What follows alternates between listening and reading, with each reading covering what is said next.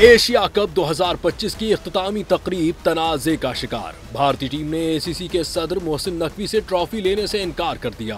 भारतीय टीम की इस हठधर्मी ने स्पोर्ट्समैन स्पिरिट की नफी कर दी। बीसीसीआई ने पहले ही एशियन क्रिकेट काउंसिल को आगाह कर दिया था कि भारतीय टीम ट्रॉफी नहीं लेगी, जिस पर ट्रॉफी स्टेडियम से वापस मंगवा ली गई। मोहसिन नकवी स्टेज पर मौजूद रहे और रनर अप टीम पाकिस्तान को इनामात दिए, मगर फातिह टीम को ट्रॉफी दिए बगैर ही तकरीब खत्म कर दी गई। बाद अज़ां भारतीय खिलाड़ी स्टेज पर आए, बगैर ट्रॉफी और मेडल के ग्रुप फोटो बनवाया और जश्न मनाया। एसीसी ने ट्रॉफी और मेडल्स वापस दफ्तर पहुंचा दिए। मोहसिन नकवी ने पाकिस्तान के कप्तान सलमान अली आगा को रनर अप चेक दिया, जिसके बाद शानदार आतिशबाजी का मुजाहिरा किया गया। भारतीय खिलाड़ियों ने मुख्तलिफ एसीसी मेंबरान से इनामात तो लिए, मगर असल ट्रॉफी से महरूम ही रहे।